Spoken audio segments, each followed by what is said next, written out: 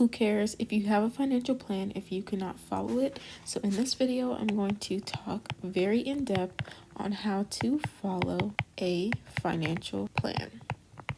The reason this is so important is because if you have a plan, you have what you need to do, you have what you need to save, you have your goals, your objectives, all in a plan, but you don't know how to actually execute the plan, the knowledge of the plan means nothing.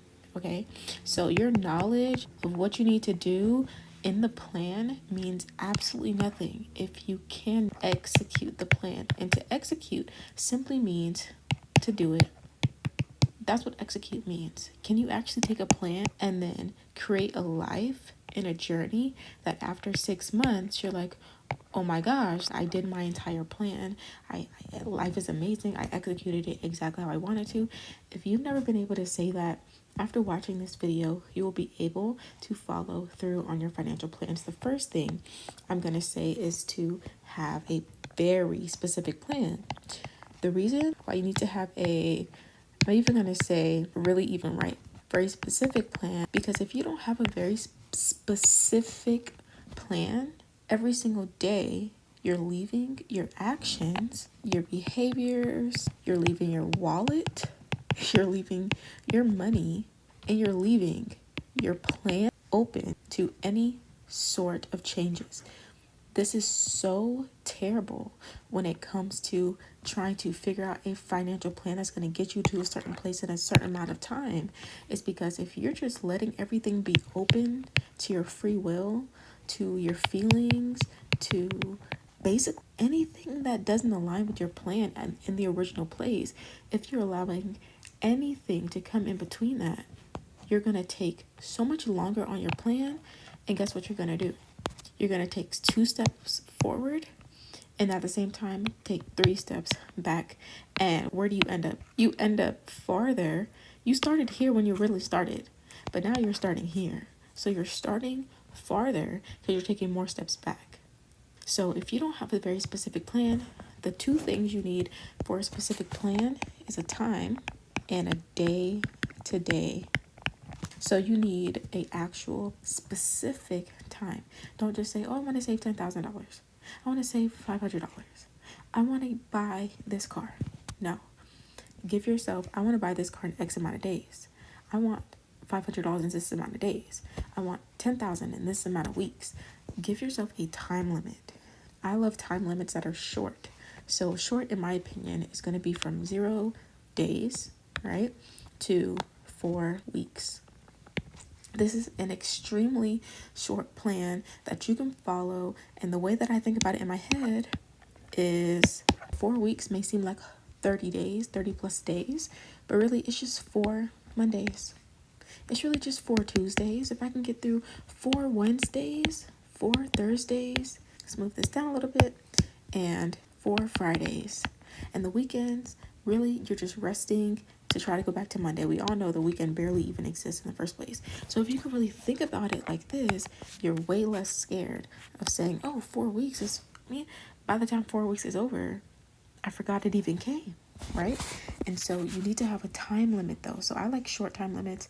Choose whatever you want. The short time limit makes it feel like you're moving really fast towards the goal because it's in a time perspective.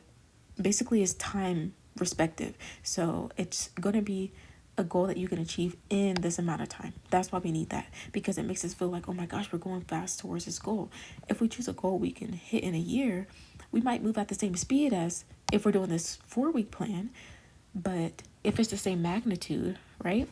So what I'm trying to say is that if you have a 12-month goal and you're moving at 2 miles per hour, and you have a 4-week goal and you're moving the same 2 miles per hour, you're moving the same exact speed.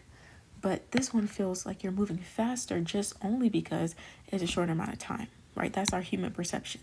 So that's the math behind why I use a short amount of time. Second thing you're going to need is a day-to-day plan. So this is going to be every single expense that you have for day-to-day expenses, week-to-week expenses, month-to-month expenses. Like I said, we're doing 4 weeks. So that's going to be, let's just call it 30 days. 4 weeks, 1 month. What do you buy every single day and list those things out. What do you buy on a weekly basis? What do you buy on a monthly basis, right? On a monthly basis, on a monthly basis, this might be rent, right? It might be car note. It might be any loans you have. It might be your insurance, right? On a day-to-day basis, this is going to be your food. This is going to be anything you buy on a day-to-day basis. Maybe you buy a bus ticket to get to work or to school. Maybe every single day you have to pay for a toll for getting into work, or whatever you pay on a day-to-day basis that if you don't currently have it and you need it tomorrow, you will have to pay for it. Or what I'm trying to say is that if you don't have it right now, you'll need to pay for it for tomorrow. The next thing is weekly. What do you buy on a weekly basis? On a weekly basis, you might, also on the monthly, might be phone bill, might be there too.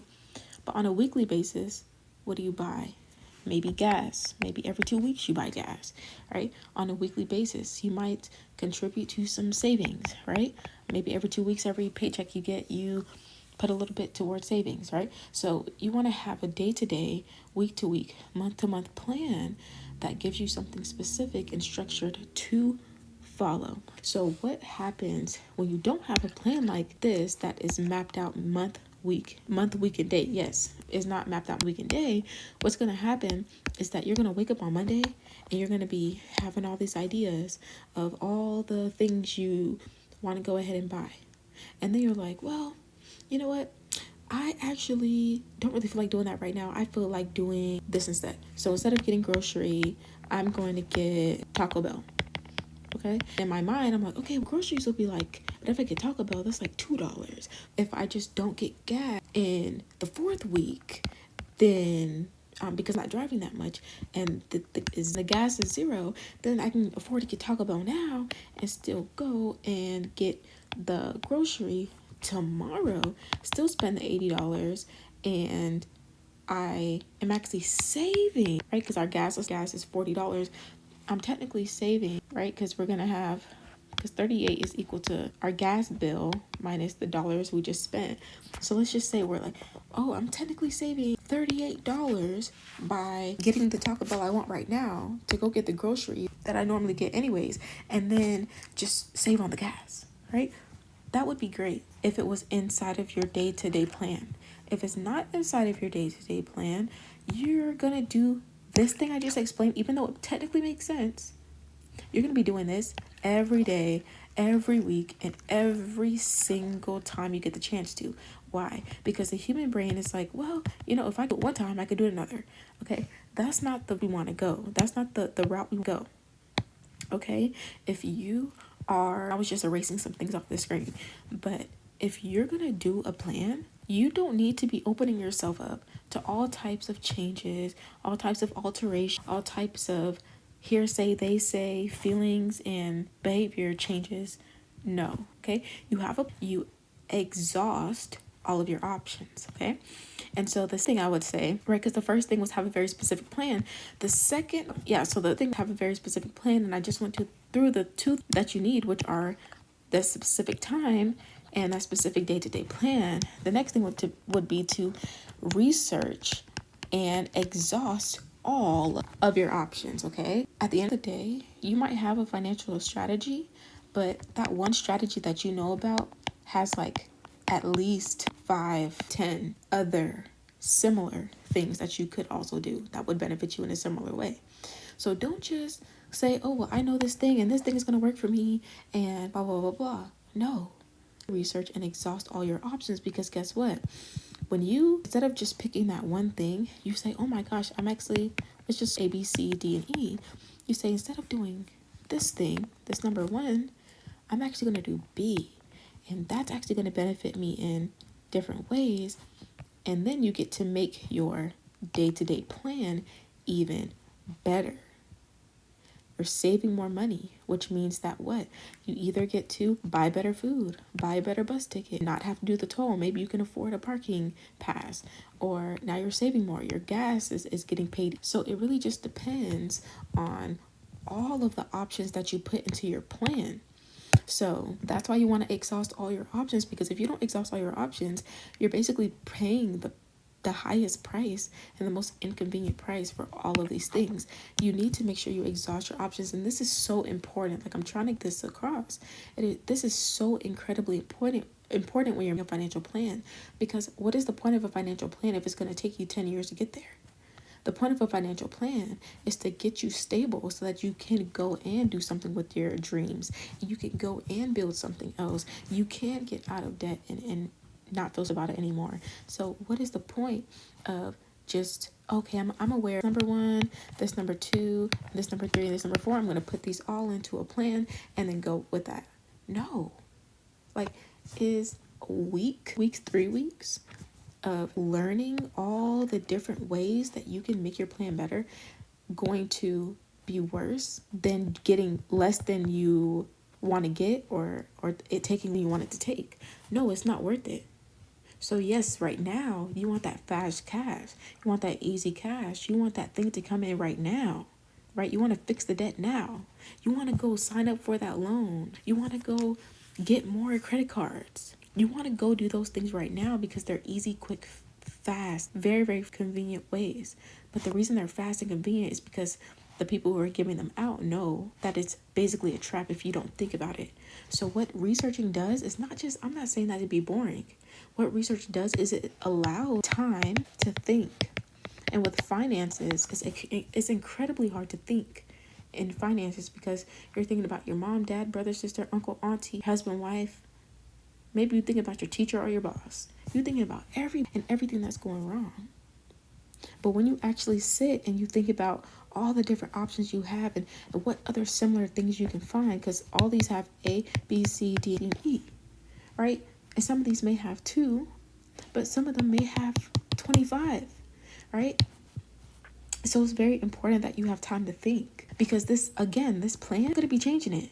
You're going to have it strict Monday through Sunday, every single day, every single week for an entire month.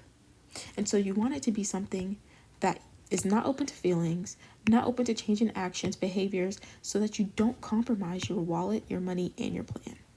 Okay? So that is how you're going to do and execute and follow your financial plan for 2024.